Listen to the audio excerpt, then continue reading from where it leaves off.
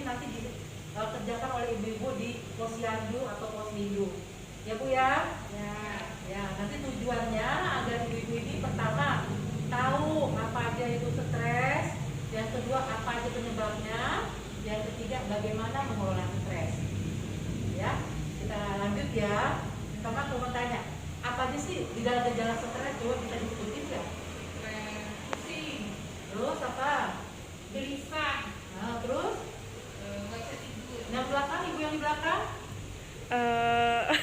Tahu. Ya, ya, macam-macam gejala stres, ya. Nafsu makannya menurun, tidurnya susah, ya. Terusnya juga mudah tersinggung, susah untuk berkomunikasi, diem aja, ya.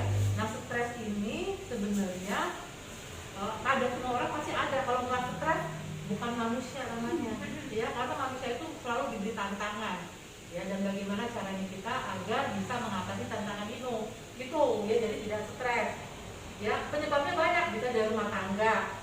Misalnya rumah tangganya berantem sama suami, berantem sama anak, ya. Kemudian juga dari sekolah, ya. Kalau anak-anak sekolah ini sekarang, anak-anak sekolah ini hati-hati nih, banyak yang masih muda-muda udah mulai cepet-cepet depresi dan lain-lain. Ya, yang ketiga juga kantor, ya. Jadi udah jelas ya, stres itu bagaimana, ya. Nah, terus bagaimana cara mengelola stres? Jadi ini sekarang termasuk yang paling disorot, ya, karena ternyata masih muda, banyak tingkat kelainan jiwa semakin banyak, gitu ya. Yang pertama, bicarakan keluhan dengan seseorang yang dapat dipercaya. Pasti ibu-ibu ini punya teman nggak? Iya. Punya orang yang dipercaya nggak? Kakak, adik, apalagi suami, ya. Ya. Jadi bicarakan dengan seseorang yang dapat dipercaya. Kemudian melakukan kegiatan sesuai dengan minat dan kemampuan. Misalnya ibu-ibu ini kalau misalnya sukanya bertanam, ya bertanam, ya, dan lain-lain. Kemudian, ya, jaga kesehatan dengan olahraga juga. Olahraga membuat hati kita gembira, keluar tuh hormon-hormon endorfin dan lain-lain. Ya, kembangkan hobi yang bermanfaat, itu juga perlu dijaga. Kemudian meningkatkan ibadah, ini pasti ya, karena kita tahu ya semua obat itu datangnya dari Allah, dan Allah yang sebagai jalan keluar, ya. Dan yang paling juga harus kita selalu tanamkan itu berpikir positif, ya. Berpikir positif mungkin begini, jadi jangan parnoan, ya, parnoan. Kemudian yang lanjutnya, ya, senangkan pikiran dengan relaksasi. Relaksasi dengan apa, Bu? Macam-macam, ya. Kalau orang yang lain itu meditasi, kita sholat, berzikir, ya, gitu. Ya, kira-kira ibu-ibu kader bisa ya menyampaikan itu kepada orang masyarakat? Bisa. Ya, coba tadi kalau stres tanda-tandanya kayak gimana aja? Gelisah, susah tidur, nafsu makan berkurang. Iya. Terus bagaimana mengelola stres? Curhat, cerita ke orang lain. Ya. Relaksasi, olahraga, Apalagi penerapan pengaturan, minat. Ya, alhamdulillah, ya, sudah pada mengerti semua. Terima kasih. Assalamualaikum warahmatullahi wabarakatuh. Pagi dok. Pagi hari ini saya akan menjelaskan tentang pemeriksaan lingkar perut, ya. Pemeriksaan lingkar perut ini dalam PTM, penyakit tidak menular, itu merupakan salah satu deteksi dini obesitas, ya Pak ya. Dimana deteksi dini obesitas itu meliputi pemeriksaan lingkar perut, tekanan tinggi badan, berat badan. Nah, ini yang pada hari ini kita lakukan pemeriksaan lingkar perut, ya Pak ya. Pertama, Bapak berdiri dengan tegak, ya. Terus bernapas dengan normal aja, ya Pak ya. Kita tentukan dulu titik terakhir, titik bawah dari tulang rusuk, ya. Lalu titik pangkal dari pangkal paha dan panggul. Lalu diambil titik tengahnya, di garis tengahnya. Ini kita tandai ya, kita tandai pengukuran. Bernapas seperti biasa, ya Pak ya, biasa. Lalu ini berarti di sini.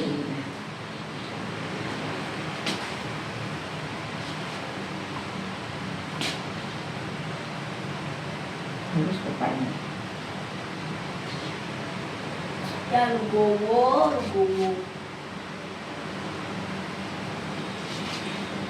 Dis. Ya Legowo. Inilah nilai hasilnya. Pak. Kurus Pak.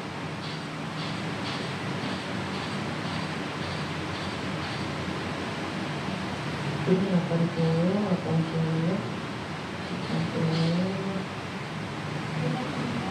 Hasilnya 78.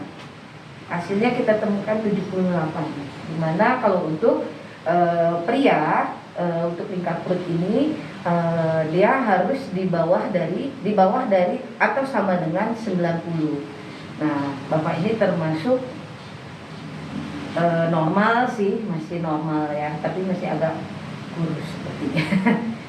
Demikian untuk pemeriksaan lingkar perut. Saya ucapkan terima kasih. Adapun peralatannya yang kita perlukan yaitu alat cek glukometer.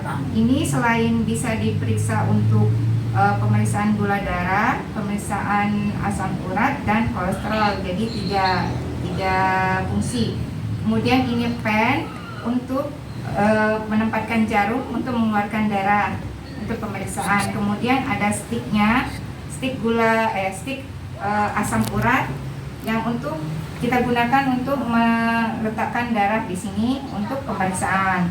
Kemudian ada lancet untuk jarum mengeluarkan darahnya. Kemudian kita memakai handscoon sebagai alat pelindung diri. Kemudian bagaimana Bu, sudah mengerti? Sudah bisa ya ininya. Kita coba dulu ya penerapannya, bagaimana langkah-langkahnya pemeriksaannya ya. Pertama, kita pasang dulu semua, kita sesuaikan dulu dengan alatnya. Kalau untuk pemeriksaan memakai auto check ini, kita harus menyesuaikan dengan pinnya yang di sini. Nah, bila tertera asam urik asid QA, berarti ini untuk pemeriksaan asam urat. Kemudian kita lepaskan, berarti sudah sesuai. Sudah siap, pasangkan dulu sticknya.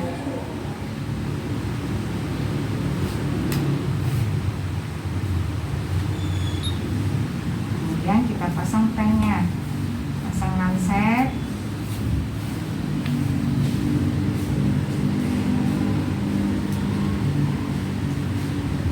Pastikan semuanya tertutup.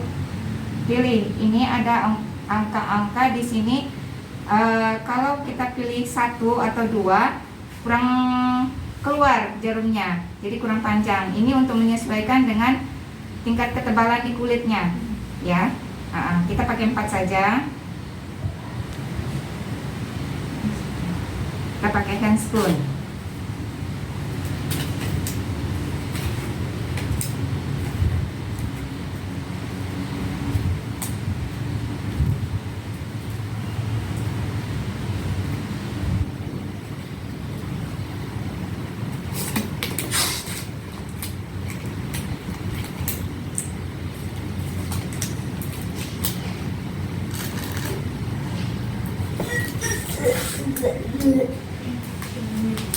Ayo kita mulai. Bersihkan dulu jari yang akan untuk pemeriksaan.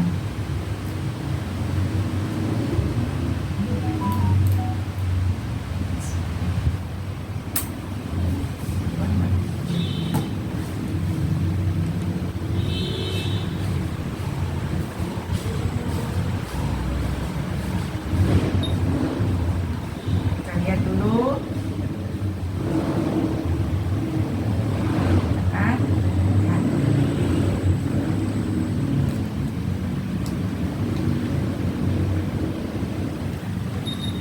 Nah, 3,6 hasilnya, artinya kadar asam urat ibu masih dalam batas normal, masih di bawah 6. Demikian sampai di sini, ibu sudah bisa dipahami? Paham? Paham ya kegunaan alatnya apa saja yang diperlukan. Kemudian jangan lupa sampah ini menjadi sampah medis dan harus dibuang di kotak sampah medis ini. Ya Bu.